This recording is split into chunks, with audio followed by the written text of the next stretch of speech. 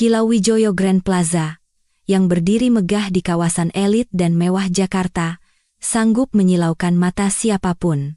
Lampu gantung kristal raksasa yang menjuntai dari langit-langit memancarkan cahaya putih susu, membuat lantai marmer Italia di bawahnya semakin berkilauan. Di setiap sudut, terjadi pameran kekayaan dan kemewahan yang vulgar. Di tengah gemerlap ini, seorang pria berpenampilan sederhana melangkah masuk dengan perlahan. Lapisan debu tipis menempel di pakaiannya, dan kakinya dibalut sepasang sepatu kulit tua yang usang. Inilah Arya Wirawan, seorang miliarder yang menemukan kekuatan dan identitas sejatinya dalam kesederhanaan. Wajah Arya memancarkan ketenangan dan keseriusan yang aneh, kontras dengan suasana yang hingar-bingar di sekelilingnya. Sepatu di kakinya robek di beberapa bagian, dengan benang-benang yang menjulur keluar. Sepatu itu bukan sekadar alas kaki baginya, ia adalah monumen hidup dari perjuangan dan pengorbanan almarhum ayahnya. Ayahnya telah membanting tulang dan memeras keringat untuk memberinya kehidupan yang lebih baik, hingga akhirnya meninggal dunia karena kelaparan dan kelelahan. Arya tidak pernah mau melupakan masa lalunya yang pedih, dan akar dari mana ia berasal. Sambil berjalan perlahan, ia mengamati setiap toko dan sudut bangunan raksasa itu dengan saksama. Ia perlu menilai, apakah tempat ini layak untuk investasi. Perbedaan antara panas terik di luar dan udara sejuk di dalam mal seolah merefleksikan jurang sosial yang dalam di masyarakat. Di satu sisi orang mati kelaparan, di sisi lain segelintir orang menghamburkan uang seperti air. Matanya menatap wajah-wajah kaya yang, mabuk oleh kekayaan mereka, telah melupakan esensi kemanusiaan.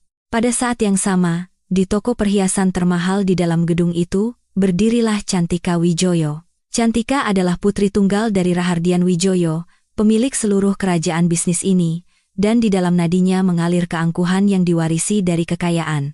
Ia sedang mengagumi kecantikannya di cermin sambil mengenakan kalung berlian yang berat di lehernya. Para pegawai di sekelilingnya berdiri dengan tangan terlipat, membungkuk hormat seolah-olah ia adalah seorang ratu.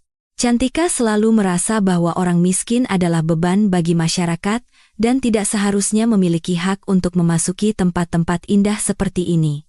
Tiba-tiba, sebuah koin tua terlepas dari tangan Arya, jatuh ke lantai, dan menggelinding hingga berhenti tepat di depan pintu toko tempat Cantika berdiri. Arya dengan tenang berjalan mengikuti koin itu dan membungkuk perlahan untuk mengambilnya. Saat tangannya terulur, tatapan Cantika secara tak sengaja jatuh pada sepatu robek dan pakaian kumalnya, matanya seketika dipenuhi kebencian dan rasa jijik yang mendalam. Ia merasa seolah-olah seekor serangga kotor telah menodai kesucian istananya, dan napasnya mulai memburu karena amarah. Cantika membanting kalung berlian di tangannya ke atas meja kaca dengan keras, suaranya menggema di seluruh toko. Ia menunjuk Arya dengan jarinya dan mulai berteriak dengan suara yang tajam dan melengking. Beraninya gembel sepertimu masuk ke tempat mewah ini? Apa kamu tidak sadar diri sama sekali? Hardiknya. Ia menunjuk ke arah sepatu Arya yang usang. Sepatu kotormu yang bau itu menodai lantai marmer mahal ini? Suaranya yang keras menarik perhatian orang-orang di sekitar, yang kini mulai berkumpul untuk menonton pertunjukan itu. Keangkuhan Cantika kini telah mencapai langit ketujuh, dan ia tidak mau melewatkan satupun kesempatan untuk mempermalukan Arya. Sambil menatap kerumunan, ia berkata, anjing liar kotor seperti ini seharusnya mati saja di jalanan. Orang-orang sepertimu adalah penyakit di dunia kami, yang hanya menyebarkan kotoran dan bau busuk. Setiap kata yang diucapkannya terasa seperti anak panah yang menusuk hati Arya. Namun, Arya tidak memberikan respons agresif terhadap kata-kata tajam Cantika. Ia hanya berdiri diam, dan di matanya terpancar kesedihan dan belas kasihan yang mendalam. Alih-alih marah pada keangkuhan gadis itu, ia justru merasa kasihan pada kekosongan jiwanya. Ia menggenggam erat koin sederhana di tangannya dan menatap lurus ke mata Cantika. Tatapannya yang tenang dan mantap menjadi kejutan besar bagi Cantika, yang terbiasa melihat orang miskin gemetar ketakutan di hadapannya. Ketenangan misterius Arya ini justru semakin memancing amarah Cantika. Ia menghentakkan kakinya dengan marah dan mulai memanggil petugas keamanan dengan suara keras. Cepat seret orang kotor ini keluar dari sini, perintahnya. Dan pastikan dia tidak akan pernah berani menampakkan wajahnya di tempat ini lagi. Mendengar teriakannya, 4 petugas keamanan berbadan tegap berlari menghampiri dan mengepung Arya. Suasana megah di tempat itu tiba-tiba berubah menjadi tegang. Para petugas keamanan meletakkan tangan mereka yang berat di pundak Arya dengan kasar dan mulai mendorongnya ke arah pintu keluar. Arya tidak melawan sama sekali dan berjalan dengan tenang bersama mereka. Di benaknya saat itu hanya ada satu pikiran, betapa mabuk kekayaan dapat membuat manusia menjadi buta dan kejam. Ia tahu bahwa roda karma selalu berputar, dan waktu memiliki kekuatan untuk melumat kesombongan siapapun dalam sekejap. Saat Arya berjalan menuju pintu, suara langkah dari sepatunya yang robek menciptakan gema aneh di sepanjang koridor. Para penonton kaya yang berdiri di sana tersenyum melihat penghinaan yang dialaminya, sementara Cantika merasa sangat puas dengan kemenangannya. Tak seorang pun di antara mereka yang menyadari siapa sebenarnya orang yang baru saja mereka hina. Mereka semua terlalu tenggelam dalam dunia gemerlap mereka sehingga tidak merasakan sedikit pun pertanda badai besar yang akan datang. Cantika mengibaskan rambutnya dan sekali lagi mengenakan kalung mahal itu di lehernya. Ia merasa seolah-olah baru saja membuang sampah dari istananya. Ia benar-benar tenggelam dalam kemewahan ayahnya dan kebanggaan palsunya. Ia tidak tahu bahwa fondasi kekayaan yang begitu ia banggakan sebenarnya sudah sangat rapuh. Ia sama sekali tidak menyadari kebenaran yang akan segera mengguncang keberadaan seluruh keluarganya untuk selamanya. Pintu kaca gedung itu tertutup dengan keras di belakang Arya, dan ia kembali berdiri di bawah terik matahari Jakarta. Di dunia luar, debu dan suara bising kendaraan menyambutnya. Ia berbalik dan menatap gedung megah yang telah menjadi simbol kekayaan dan kebiadaban itu. Di dalam hatinya, tidak ada kebencian atau keinginan untuk balas dendam terhadap Cantika, melainkan rasa iba yang mendalam dan kepedihan atas dekadensi moral masyarakat. Ia menatap sepatunya yang robek dan teringat senyum terakhir ayahnya yang lemah. Ayahnya pernah berkata, "Kemiskinan bukanlah dosa, nak. Itu adalah ujian yang membuat manusia menjadi lebih kuat." Penghinaan hari ini justru semakin menguatkan tekad Arya. Ia kini telah memutuskan bahwa kerajaan yang dibangun di atas kebanggaan semu ini harus diubah. Ia mengeluarkan ponsel dari sakunya dan dengan perlahan menekan nomor yang sangat penting. Di satu sisi dinding kaca transparan itu, tarian buta dari arogansi dan kemegahan palsu sedang berlangsung. Sementara di sisi lain, di atas aspal yang panas, sebuah badai yang tenang namun sangat dahsyat perlahan mulai terbentuk. Badai ini tidak menimbulkan suara, tetapi menyimpan kekuatan besar yang mampu mengubah segalanya. Arya memejamkan matanya sejenak, merasakan embusan angin di wajahnya sambil menarik napas dalam-dalam. Dengan mata terpejam, hari-hari sulit di masa kecilnya berputar di benaknya seperti sebuah film. Ganggang sempit dan kumuh di Jakarta Utara, tempat ia menghabiskan hidupnya melawan lapar dan dahaga. Ia teringat bagaimana mobil-mobil mewah melintas di jalanan berlumpur, mencipratkan air kotor ke tubuhnya.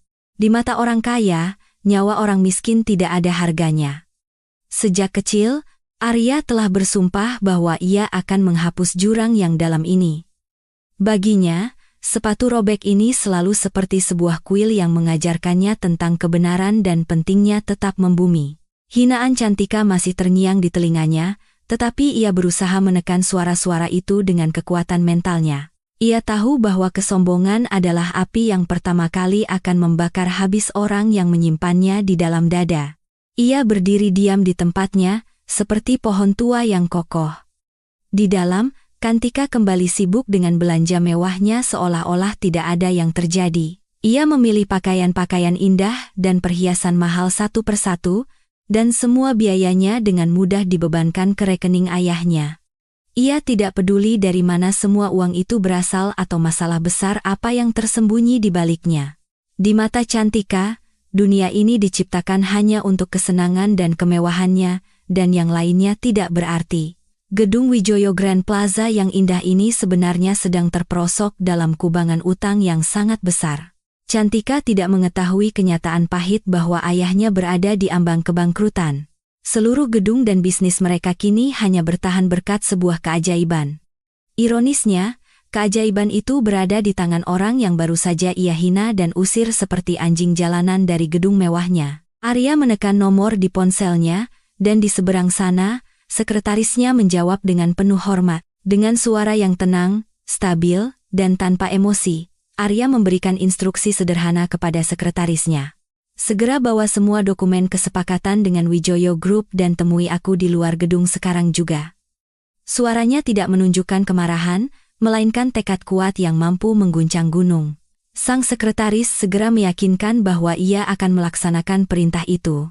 Setelah mengakhiri panggilan, Arya duduk dengan tenang di sebuah bangku batu di pinggir jalan, di bawah terik matahari. Orang-orang yang lewat mengabaikannya, menganggapnya sebagai pengemis atau buruh. Tidak ada yang tahu bahwa pria berpakaian kumal ini adalah salah satu industrialis terkaya di Indonesia. Arya tidak peduli dengan pandangan mereka, karena ia telah belajar bahwa nilai sejati seorang manusia tidak terletak pada pakaiannya, melainkan pada karakternya yang kuat. Ia menatap kakinya dan mulai membersihkan debu di sepatunya dengan lembut menggunakan tangannya. Debu ini berasal dari tanah yang membuatnya tetap membumi, dan itu selalu memberinya inspirasi untuk berjalan di jalan kebenaran. Ia tahu bahwa dalam beberapa saat lagi, sejarah tempat ini akan berubah selamanya. Keangkuhan Cantika dan status palsu keluarga Wijoyo akan segera runtuh seperti rumah kartu. Arya memejamkan matanya dan menunggu. Sinar matahari semakin terik, tetapi wajah Arya tetap memancarkan kedamaian yang tak terbatas. Kedamaian yang biasanya menyelimuti suasana tepat sebelum badai datang. Kehidupan palsu dan pamer di dalam Wijoyo Grand Plaza, dan kenyataan keras di luar kini siap untuk berbenturan. Roda waktu terus berputar sesuai kecepatannya, dan Dewa Karma perlahan mengambil posisinya untuk menimbang keadilan di neracanya. Sambil didorong oleh petugas keamanan, Arya mencapai pintu kaca raksasa di gedung yang megah itu. Ia berdiri tegak tanpa memberikan perlawanan fisik sedikit pun, tetap tenang. Wajahnya tidak menunjukkan kemarahan atau kejengkelan atas penghinaan itu. Ia hanya merasakan secara mendalam ketidakpedulian masyarakat ini. Saat para penjaga mendorongnya keluar, sebuah insiden yang sangat tragis dan menyayat hati terjadi tepat di hadapannya. Di dekat pintu, seorang petugas kebersihan tua sedang membersihkan lantai dengan sumber air di tangannya. Pria tua ini bernama Pak Karto, dan punggungnya telah bungkuk karena beban usia. Penglihatan Pak Karto sudah mulai kabur, dan tangannya terus-menerus gemetar saat bekerja. Saat Arya didorong keluar, desakan dari kerumunan membuat Pak Karto tiba-tiba kehilangan keseimbangan. Ember air di tangannya jatuh dengan keras ke lantai marmer yang mahal. Air kotor yang tumpah menyebar dengan cepat, mengalir lurus ke arah di mana Cantika sedang berjalan keluar bersama teman-temannya. Saat Cantika melihat air kotor itu mendekati sepatunya yang mahal, amarahnya meledak. Wajahnya memerah karena kebencian dan kemarahan. Ia berjalan dengan langkah cepat dan berhenti di depan petugas kebersihan tua yang ketakutan itu. Di mata Cantika, tidak ada lagi belas kasihan atau kemanusiaan untuk pria miskin itu. Tanpa berpikir panjang dan tanpa memedulikan apapun, Cantika mengangkat tangannya dan menampar wajah keriput Pak Karto dengan keras. Suara tamparan itu menggema mengerikan di dalam gedung yang hening itu. Pak Karto tidak sanggup menahan pukulan keras itu, dan tubuh lemahnya jatuh terjerembab di lantai yang basah. Aliran darah tipis mulai mengalir dari sudut bibirnya, dan ia mengerang kesakitan. Semua orang yang berdiri di sana hanya diam menyaksikan kejadian yang menyakitkan ini. Arya, yang sampai saat itu menahan semuanya dengan tenang, tidak bisa lagi menahan langkahnya setelah melihat kekejaman ini. Ia segera berlari menghampiri pria tua itu dan dengan lembut membantunya berdiri dengan topangan tangannya yang kuat. Arya merobek ujung kemejanya yang tua dan kumal, lalu dengan lembut membersihkan darah yang mengalir dari wajah Pak Karto.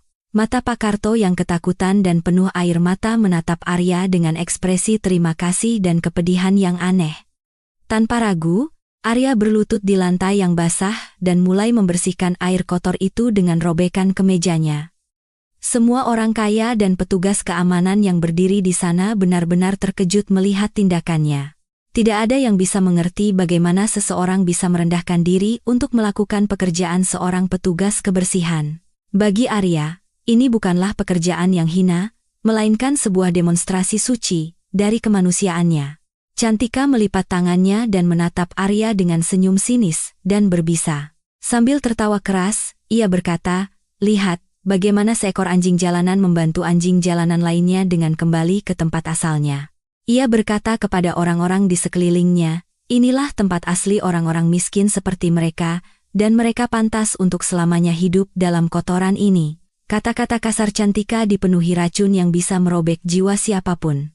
Wajah menangis Pak Karto dan kata-kata pahit Cantika membuka kembali pintu-pintu masa lalu yang sangat menyakitkan di benak Arya.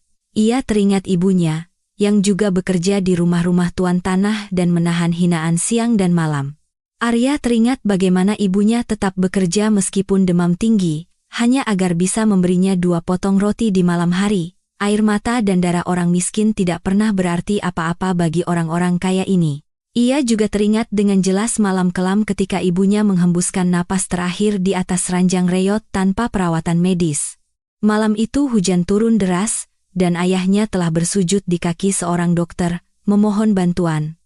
Tetapi tidak ada yang mendengarkannya. Karena kekurangan uang, jiwa yang suci dan penuh kasih itu telah meninggalkan dunia ini. Rasa sakit ini masih membara seperti api di dada Arya hingga hari ini. Pandangannya jatuh pada sepatunya yang robek, peninggalan terakhir dan paling berharga dari ayahnya. Ayahnya telah menabung dengan berpuasa selama berhari-hari dan memeras keringatnya agar Arya bisa memiliki sepatu untuk pergi ke sekolah. Kebahagiaan yang dirasakan Arya saat mengenakan sepatu itu jauh melebihi kekayaan apapun di dunia ini. Tetapi ayahnya membayar harga sepatu itu dengan nyawanya, karena kelaparan dan kelemahan telah menggerogoti tubuhnya dari dalam. Penghinaan terhadap Pak Karto hari ini membuat Arya sadar bahwa setelah bertahun-tahun, kenyataan busuk masyarakat tidak berubah sama sekali. Hari ini, harga diri dan nyawa orang miskin masih tidak lebih berharga dari sepatu bekas di mata penghuni istana-istana megah ini. Dalam hatinya, ia bertekad bahwa ia tidak akan lagi mentolerir ketidakadilan ini. Prinsip karma menyatakan bahwa setiap perbuatan buruk harus dibayar di dunia ini dan dalam kehidupan ini juga. Setelah membersihkan lantai, Arya berdiri dengan tenang dan meletakkan tangannya di pundak Pak Karto. Ia menghibur Pak Karto dan berkata dengan lembut, "Bapak tidak perlu takut atau menangis lagi." Suara Arya mengandung keyakinan dan kasih sayang yang begitu dalam, sehingga memberikan kelegaan dan ketenangan luar biasa bagi hati pria tua yang ketakutan itu. Arya mengalihkan pandangannya ke arah Cantika dan menatapnya dengan tajam.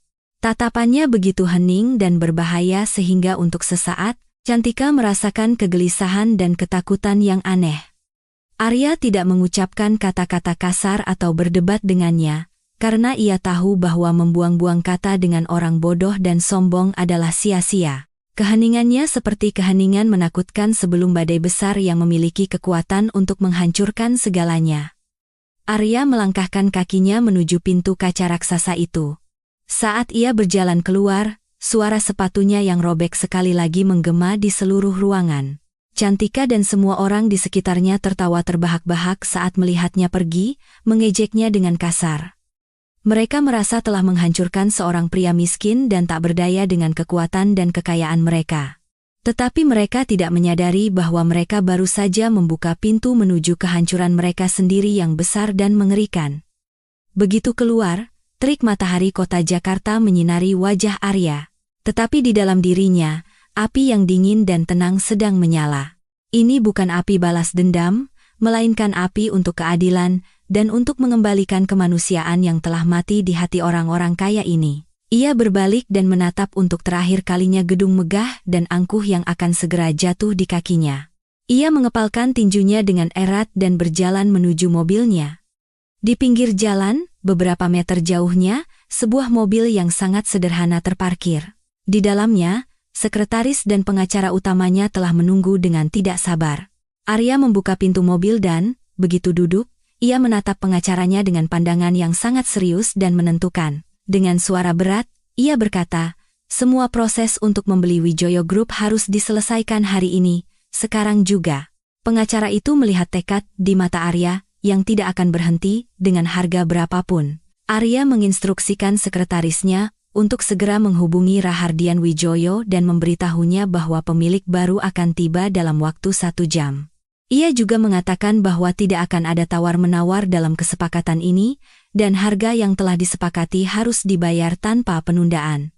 Keputusan Arya ini sedikit mengejutkan sekretarisnya, karena biasanya kesepakatan sebesar ini memakan waktu berbulan-bulan. Tetapi perintah Arya adalah final, dan tidak ada yang berani menentangnya. Keheningan menyelimuti mobil, dan Arya, dengan mata terpejam, hanya mengingat darah dan rasa sakit Pak Karto. Ia berpikir tentang bagaimana kekayaan bisa membuat manusia begitu buta sehingga mereka menganggap sesama manusia seperti serangga. Tanah suci Indonesia, yang selalu mengajarkan pesan agung tentang cinta dan pengorbanan, kini menangis karena ulah orang-orang serakah. Arya dalam hati berjanji pada Ibu Pertiwi untuk mengakhiri dosa besar dan ketidakadilan ini selamanya. Waktu berlalu dengan sangat cepat, dan dengan setiap detik yang berlalu, nasib keluarga Wijoyo bergerak menuju kegelapan yang dalam. Mobil Arya telah berbalik untuk kembali ke gedung yang sama. Tetapi kali ini, orang yang duduk di dalamnya bukanlah orang yang tak berdaya atau miskin. Kali ini, ia datang sebagai pemilik baru seluruh kerajaan itu, yang akan mengubah segalanya dengan kekuatan dan keadilannya. Roda karma kini telah berputar dengan kecepatan yang mengerikan. Tuhan telah berfirman bahwa setiap kali dosa dan kesombongan melampaui batasnya di bumi, suatu kekuatan pasti akan datang untuk menghancurkannya. Arya bukanlah Tuhan, tetapi ia telah menjadi senjata ampuh dari keadilan ilahi itu, yang hari ini harus memenuhi tugasnya.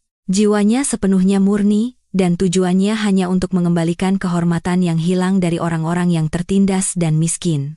Sekarang, Cantika Wijoyo yang angkuh akan menerima pelajaran terbesar dalam hidupnya. Di lantai teratas Wijoyo Grand Plaza, terdapat kantor mewah Rahardian Wijoyo. Setiap benda di sana sangat berharga, tetapi hari ini ruangan itu terasa seperti penjara bagi Rahardian. Ia duduk di kursi kulitnya yang mahal, bermandikan keringat, dan di atas mejanya tergeletak beberapa surat tagihan dari bank. Napasnya terengah-engah, dan ketakutan yang tak dikenal terlihat jelas di matanya. Dari luar, ia tampak seperti seorang pengusaha yang sangat sukses, tetapi di dalam, ia benar-benar hancur. Selama beberapa tahun terakhir, bisnis keluarga Wijoyo mengalami kerugian besar. Gedung megah dan semua kemewahan mereka hanya ditopang oleh utang yang menumpuk. Kini, bank-bank telah memberikan peringatan tegas bahwa jika uang mereka tidak dilunasi pada sore hari ini, mereka akan melelang seluruh properti ini. Rahardian bisa melihat dengan jelas kehormatan keluarganya hancur berkeping-keping. Ia tidak punya jalan keluar dari masalah besar ini dan sedang tenggelam dalam kegelapan yang pekat.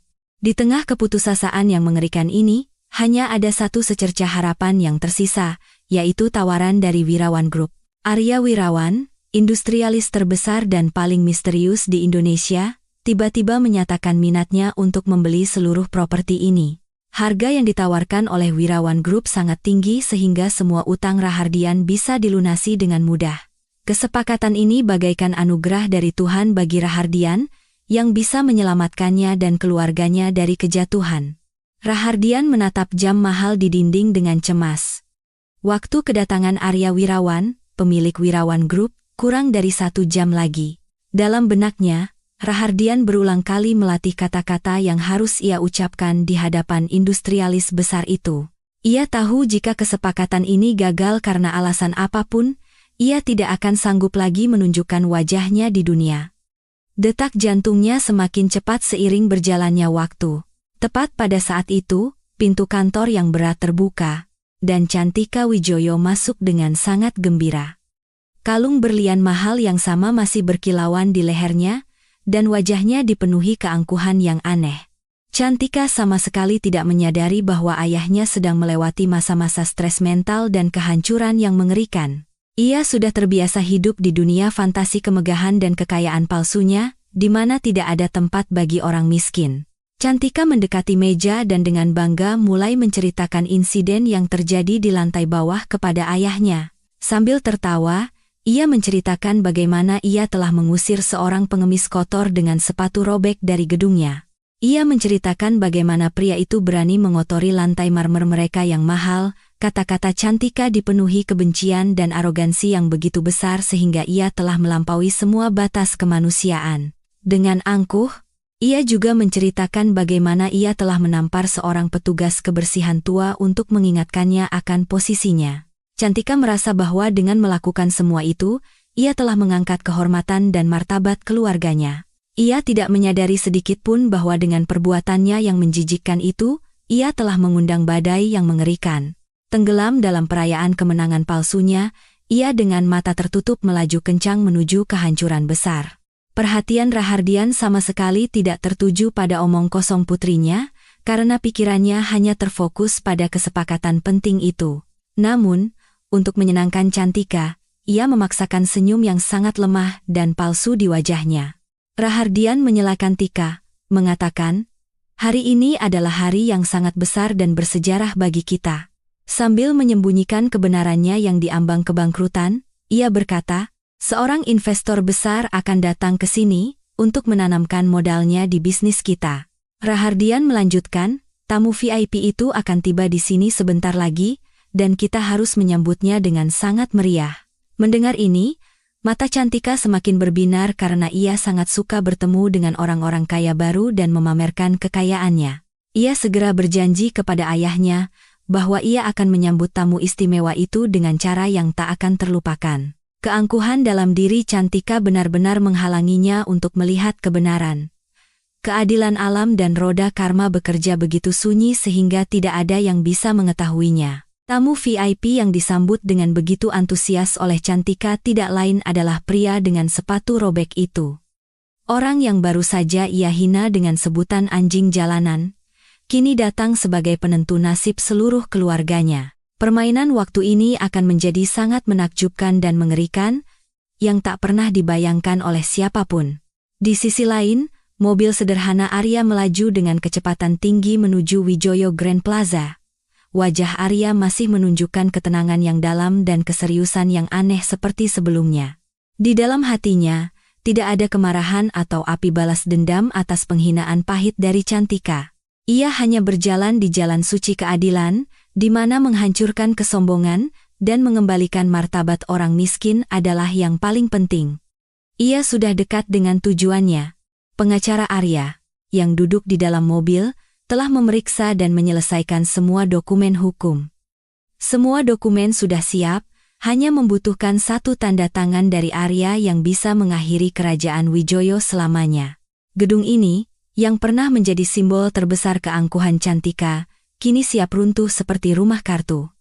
Arya memejamkan matanya dan mengingat rasa sakit dari Pak Karto yang tua itu. Di kantor Rahardian, kecemasan telah mencapai puncaknya, dan waktu terasa berjalan sangat lambat. Ia telah memberikan perintah tegas kepada semua staf utama dan petugas keamanan untuk menggelar karpet merah di pintu masuk utama. Petugas keamanan yang sama yang telah mengusir Arya dengan kasar, kini berdiri tegak untuk menyambutnya.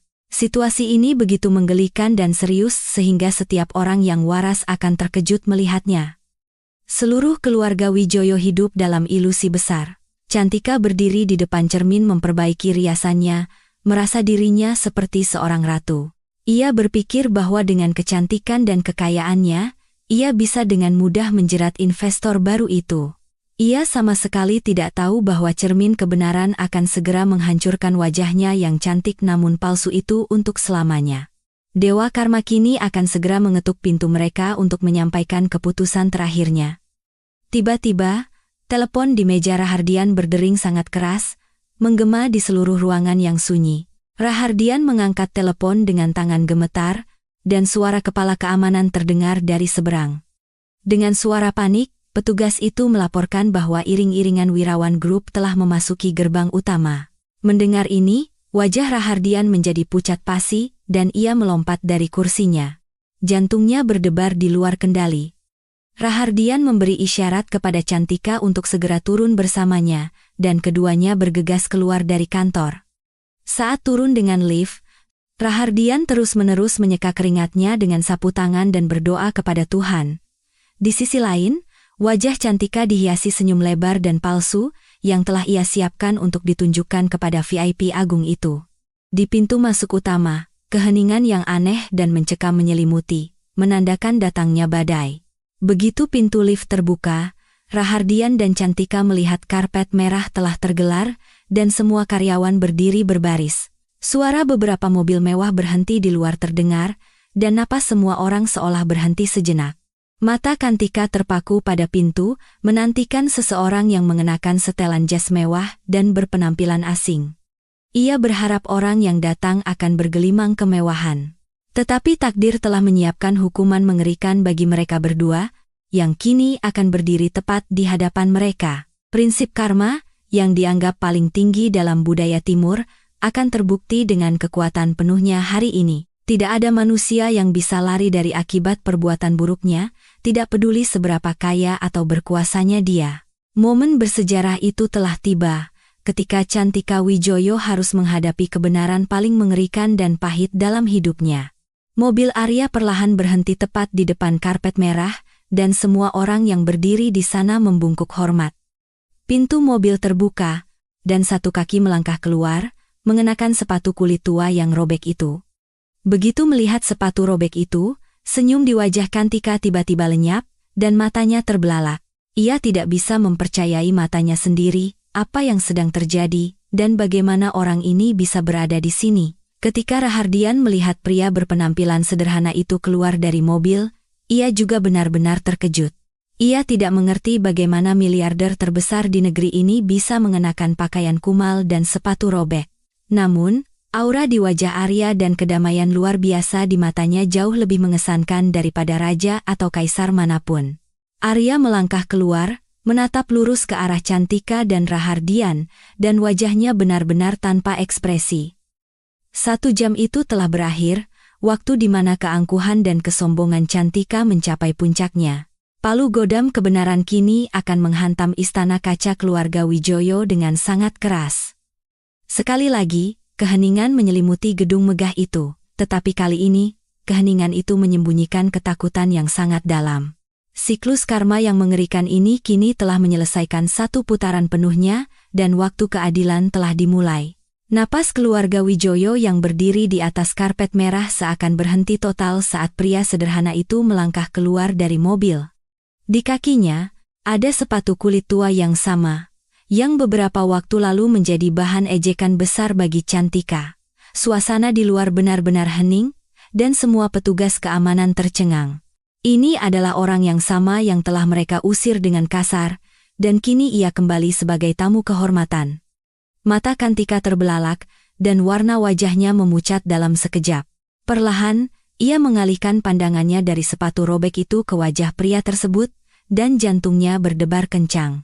Ini adalah pria miskin dan kumal yang sama yang ia sebut anjing jalanan dan hina habis-habisan.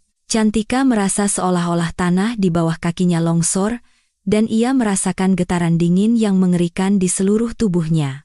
Rahardian Wijoyo masih mencoba memahami seluruh situasi ini, dan pikirannya menjadi kosong. Ia mengulurkan tangannya yang gemetar, dan dengan suara gugup mencoba menyambut tamu tak dikenal itu. Ia sama sekali tidak mengerti bagaimana industrialis terbesar dan terkuat di negara itu bisa berdiri di hadapannya dengan pakaian kumal. Kondisi Rahardian saat itu seperti seorang narapidana yang ketakutan menunggu hukumannya. Pada saat itu, pengacara utama Arya melangkah maju dari belakangnya, dan dengan suara serius dan berat memperkenalkan semua orang. Inilah Bapak Arya Wirawan, pemilik Tunggal Wirawan Group dan penentu utama dari seluruh kesepakatan ini. Mendengar nama itu, setiap orang yang berdiri di sana merasa tanah di bawah kaki mereka runtuh, dan keheningan seperti kematian menyelimuti seluruh atmosfer. Tidak ada yang bisa mempercayai telinga mereka bahwa kebenaran bisa begitu mengerikan dan menakutkan. Seluruh staf dan tim keamanan, yang beberapa saat lalu mengejek Arya, kini gemetar ketakutan. Mereka merasa bahwa pekerjaan dan hidup mereka akan hancur total karena telah menghina pemilik baru mereka. Keheningan itu begitu dalam sehingga jika sebuah jarum jatuh, suaranya bisa terdengar dengan mudah. Menyaksikan keadilan alam ini, jiwa setiap orang bergetar hingga ke intinya. Di benak Cantika, semua kata-kata pahit dan berbisa yang ia ucapkan menghantamnya seperti palu godam. Ia teringat bagaimana ia menyebut Arya pengemis dan memerintahkan pengusirannya dari gedung hanya karena sepatunya. Ia kini mengerti betul bahwa dalam kesombongan palsunya, ia telah menggali kuburnya sendiri sangat dalam. Cantika merasa eksistensi dan kekayaannya kini menjadi sebuah lelucon. Di tengah semua ini, Arya berdiri dengan tenang dan mantap, dan di wajahnya tidak ada kesombongan atau arogansi kemenangan palsu. Ia berjalan maju dengan cara yang sangat sederhana, dan suara sepatu robeknya terdengar sangat jelas di atas karpet merah yang hening itu. Ia tidak menatap siapapun dengan tatapan marah. Sebaliknya, dalam langkahnya tersembunyi martabat dan keagungan yang luar biasa. Keheningan Arya ini menjadi hukuman yang jauh lebih besar bagi mereka daripada hukuman apapun. Rahardian Wijoyo dengan ketakutan membawa Arya ke dalam, di mana sebuah ruangan khusus telah disiapkan untuk proses penandatanganan dokumen. Ruangan itu sangat mewah, tetapi hari ini ia akan menjadi saksi terbesar kekalahan dan kehancuran keluarga Wijoyo. Di atas meja, semua dokumen penting kesepakatan itu diletakkan, yang kini akan menjadi penyebab akhir dari kerajaan Wijoyo. Butir-butir keringat berkilauan di dahi Rahardian, dan tangannya terus gemetar hebat. Pengacara menyerahkan semua dokumen itu kepada Rahardian dan memberinya instruksi terakhir untuk menandatanganinya. Rahardian menarik napas dalam-dalam penuh keputusasaan, dan dengan tangan gemetar memegang pena, lalu menandatangani kertas-kertas itu. Dengan satu tanda tangan itu, seluruh bisnisnya dan gedung megah itu selamanya lepas dari tangannya.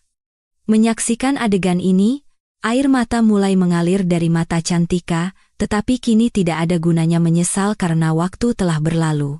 Setelah itu, Arya dengan sangat tenang mengambil pena itu dan menandatangani dokumen-dokumen itu dengan tanda tangannya yang kuat. Dengan tanda tangan ini, Arya Wirawan kini menjadi pemilik baru dan satu-satunya dari seluruh Wijoyo Grand Plaza. Ini adalah tempat yang sama di mana, tepat 1 jam yang lalu, ia dihina sebagai orang miskin dan rendahan. Siklus karma yang menakjubkan ini telah membuktikan hari ini bahwa tidak ada manusia yang bisa lebih kuat dari waktu. Setelah menandatangani, Arya mengangkat pandangannya dan mulai berbicara kepada Rahardian dengan suara yang sangat serius. Dalam bisnis, pasang surut itu biasa terjadi, tetapi seorang manusia tidak boleh melupakan kemanusiaan dan nilai-nilainya. Suara Arya tidak mengandung kepahitan atau kebencian, melainkan pelajaran yang sangat dalam dan tulus. Rahardian mendengarkan setiap katanya dengan kepala tertunduk, merasa sangat malu atas perbuatannya. Kemudian, Arya perlahan memalingkan wajahnya dan menatap Cantika dengan tatapan tajam namun tenang. Cantika kini gemetar hebat karena ketakutan dan rasa malu, dan air mata tebal terus mengalir dari matanya. Seluruh kesombongan dan keangkuhan palsunya, yang beberapa saat lalu berada di langit ketujuh, kini telah hancur berkeping-keping menjadi debu. Tatapan tenang Arya itu merobek hati Cantika seperti panah yang tajam. Arya berkata kepada Cantika dengan suara lembut namun tegas, nilai sejati seorang manusia tidak terletak pada pakaian atau sepatunya. Kekayaan sejati adalah karakter dan perilaku seseorang, yang akan selalu menyertainya seumur hidup. Perhiasan berlian dan emas hanya bisa menghiasi tubuh, tetapi tidak akan pernah bisa membuat jiwa yang kotor dan sombong menjadi indah. Kata-kata Arya ini menjadi pelajaran terbesar dan paling pahit dalam hidup Cantika. Ia melanjutkan, waktu sangat kuat, dan ia bisa menghancurkan kesombongan siapapun dalam sekejap. Tepat 1 jam yang lalu, kamu adalah pemilik tempat ini dan sangat bangga dengan kekayaan palsumu, tetapi sekarang, kamu adalah tamu di tempat yang sama, dan itu pun atas izinku. Karena sekarang, semua ini adalah milikku. Selalu ingat hukum karma ini, apa yang kamu berikan kepada dunia, itu jugalah yang akan kembali kepadamu. Cantika tidak punya kata-kata lagi untuk menjawab Arya dan hanya bisa diam. Rasa malu, hina, dan takut membuat tenggorokannya tercekat, dan ia hanya bisa terisak-isak. Ia teringat pada petugas kebersihan tua, Pak Karto, yang telah ia tampar dengan keras tanpa alasan. Hari ini, ia menyadari betapa ia, yang dibutakan oleh kekayaan, telah menyakiti hati banyak orang yang tidak bersalah. Melihat kondisi putrinya, Rahardian Wijoyo melangkah maju dan menyatukan kedua tangannya, membungkuk di hadapan Arya. Dengan suara putus asa dan menangis, ia meminta maaf atas kesalahan putrinya yang mengerikan dan memalukan. Rahardian berkata bahwa ia tahu putrinya telah melakukan dosa besar, tetapi ia memohon agar Arya tidak mengusir mereka ke jalanan. Rasa sakit dan keputusasaan seorang ayah ini membuat hati setiap orang yang hadir tersentuh. Arya dengan hormat menurunkan tangan Rahardian dan menghiburnya. Ia berkata bahwa ia datang ke sini bukan untuk menghancurkan rumah siapapun atau mengusir siapapun ke jalanan. Tujuan sebenarnya adalah untuk mengajarkan kepada masyarakat ini bahwa kekuatan dan kekayaan tidak boleh digunakan untuk menindas orang lain. Mendengar kebesaran hati dan kebaikan Arya, Rahardian dan Cantika menangis terseduh-seduh, dan hati mereka mulai berubah. Kekuatan sejati tidak pernah terletak pada merendahkan orang lain atau membentak mereka, melainkan pada kemampuan untuk memaafkan dan memperbaiki. Hari ini, dengan perilakunya yang tenang dan terkendali, Arya telah memberikan keluarga Wijoyo anugerah kehidupan baru yang suci. Ia telah membuktikan bahwa seseorang bisa menjadi raja yang agung bahkan dengan kesederhanaan dan sepatu robek. Setiap orang yang hadir dalam hati memberikan penghormatan kepada sosok Arya yang seperti dewa. Arya berbalik dan menatap gedung kaca megah yang kini secara hukum menjadi miliknya. Di benaknya, terlintas pikiran tentang semua karyawan miskin dan tak berdaya, yang hidupnya kini akan menjadi lebih baik dan aman. Ia ingin memberikan kehidupan yang terhormat kepada pekerja seperti Pak Karto agar mereka tidak perlu lagi dihina di hadapan orang kaya. Langkah Arya ini akan menjadi awal dari revolusi besar dan positif bagi seluruh masyarakat. 1 jam keadilan itu kini telah berakhir, dan Dewa Karma yang agung telah menyelesaikan tugasnya. Wujud lama Cantika Wijoyo yang sombong telah mati selamanya, dan digantikan oleh pribadi baru yang penuh penyesalan. Arya Wirawan telah meraih kemenangan terbesarnya hari ini, bukan dengan kekayaan dan kekuasaannya yang tak terbatas, tetapi dengan kemanusiaan dan belas kasihnya. Kini, cerita ini bergerak cepat menuju babak terakhirnya yang paling indah. Di dalam gedung Wijoyo Grand Plaza yang megah itu, kini menyelimuti keheningan yang benar-benar baru dan berbeda. Arya Wirawan telah mengambil alih kendali penuh atas seluruh kerajaan bisnis itu dengan tangannya yang kuat dan adil. Setiap orang yang hadir di sana kini berpikir bahwa Arya akan membalas dendam dengan cara yang mengerikan dan kejam atas penghinaan yang diterimanya. Rahardian Wijoyo dan putrinya, Cantika, berdiri dengan kepala tertunduk dalam bayang-bayang ketakutan yang dalam, menunggu kehancuran mereka. Arya menarik napas dalam-dalam dan tenang, lalu mengalihkan pandangannya yang penuh belas kasihan ke arah keluarga yang ketakutan itu. Ia berkata kepada Rahardian Wijoyo bahwa jika ia mau, ia bisa saja mengusir mereka ke jalanan saat itu juga. Arya mengatakan bahwa hal itu sangat mudah baginya. Tetapi itu akan bertentangan dengan prinsip-prinsip ayahnya yang agung dan kemanusiaannya sendiri. Ia tidak percaya pada membalas kejahatan dengan kejahatan, sebaliknya, ia ingin mengubah hati dengan cinta dan keadilan. Mendengar kata-kata Arya yang tenang dan serius, ekspresi keheranan dan kelegaan yang aneh muncul di wajah Rahardian dan Cantika. Arya melanjutkan, mabuk kekayaan dan kesombongan membuat manusia buta. Oleh karena itu, kalian sekarang harus memahami nilai kerja keras yang sesungguhnya. Ia mengumumkan bahwa ia tidak akan mengusir keluarga Wijoyo dari gedung besar ini, melainkan akan memberi mereka kesempatan untuk memperbaiki kesalahan mereka. Kesempatan ini bukanlah sedekah, melainkan jalan yang sangat sulit untuk memperbaiki perbuatan mereka dan menebus dosa. Ia memerintahkan Rahardian bahwa di sudut paling gelap dan terkecil dari gedung besar ini, mereka akan diberikan sebuah toko yang sangat sederhana. Di toko kecil itu, Rahardian dan Cantika harus bekerja keras dengan tangan mereka sendiri seperti karyawan dan buruh biasa. Mereka tidak akan mendapatkan pelayan atau fasilitas khusus, dan mereka harus memeras keringat seperti orang biasa untuk mencari nafkah. Mendengar hukuman ini, air mata mengalir dari mata Rahardian Wijoyo, tetapi ia segera menyatukan tangannya dan menerima keputusan adil Arya ini. Cantika, yang beberapa jam lalu menganggap dirinya sebagai ratu terkaya di dunia, kini benar-benar hancur. Dengan tangan gemetar, ia perlahan melepas kalung berlian seharga miliaran rupiah yang tergantung di lehernya.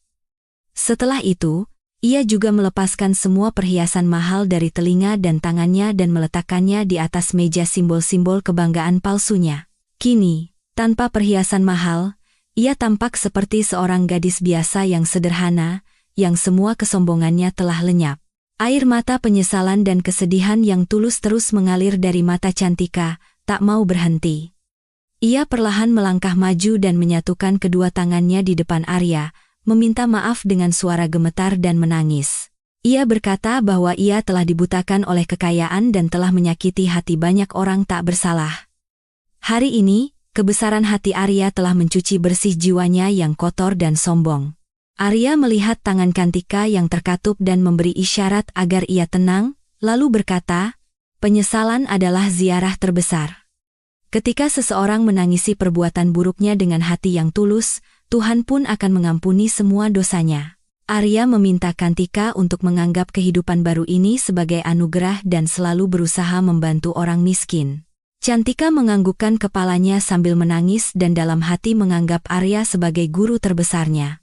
Segera setelah itu, Arya memanggil sekretarisnya dan meminta daftar lengkap semua karyawan kecil dan miskin yang bekerja di gedung besar itu.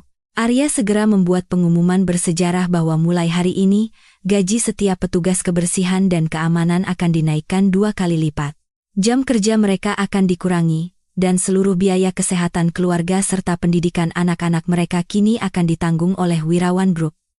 Mendengar keputusan besar ini, air mata kebahagiaan berlinang di mata semua karyawan, dan mereka semua berterima kasih kepada Tuhan. Arya sendiri berjalan menghampiri petugas kebersihan tua, Pak Karto, yang baru saja ditampar dengan kejam oleh Cantika. Pak Karto masih sangat ketakutan, dan tubuh lemahnya gemetar melihat perubahan yang tiba-tiba ini. Arya memegang tangan Pak Karto yang gemetar dengan penuh kasih dan hormat, memberinya ketenangan. Arya berkata kepada Pak Karto bahwa mulai sekarang, di usianya yang senja, ia tidak perlu lagi melakukan pekerjaan berat. Arya dengan hormat mengumumkan bahwa Pak Karto akan diberikan pensiun terhormat dengan gaji penuh seumur hidup.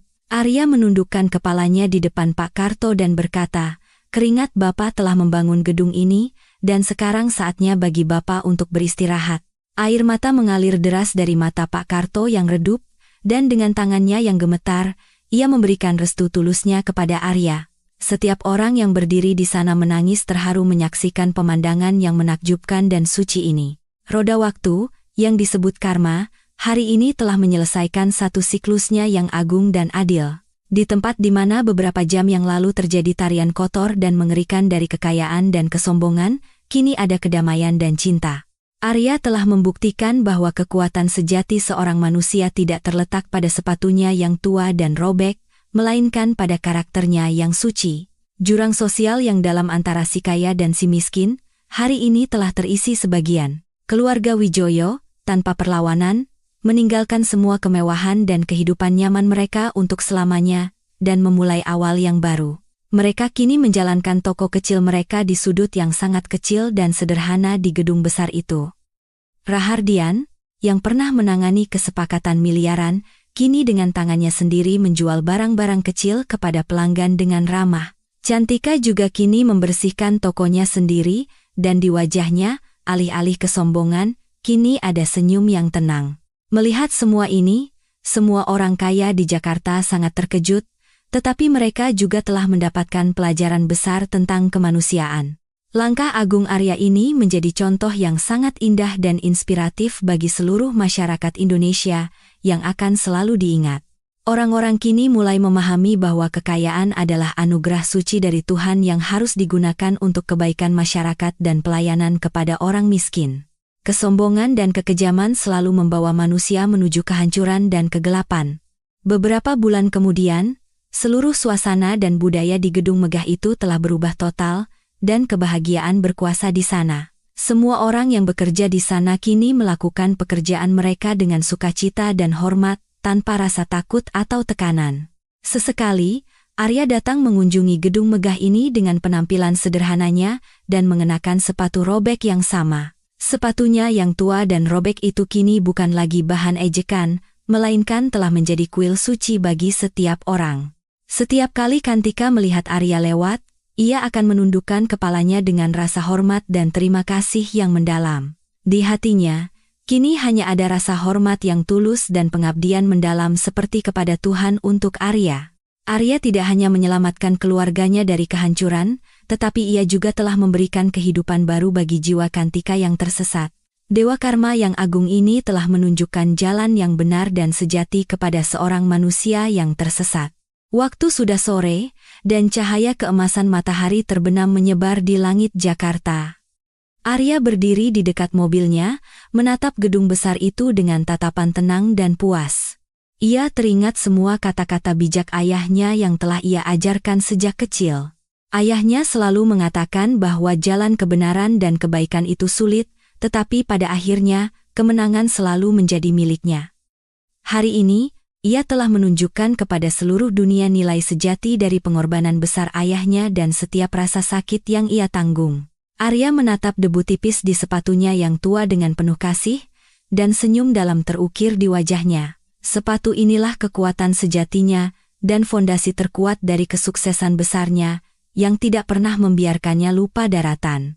Jiwa Arya hari ini merasakan kedamaian yang luar biasa dan tak terbatas. Ia memejamkan matanya dan merasakan hembusan angin sejuk di wajahnya yang tenang. Keramaian orang di jalan dan suara bising kendaraan kini tidak lagi mengganggunya. Di dalam hatinya, telah terbangun sebuah kuil suci yang indah, di mana hanya ada cinta, kasih sayang, dan kemanusiaan yang sejati. Arya masuk ke dalam mobilnya, dan mobil sederhananya itu melaju dengan tenang di jalanan Jakarta yang sibuk.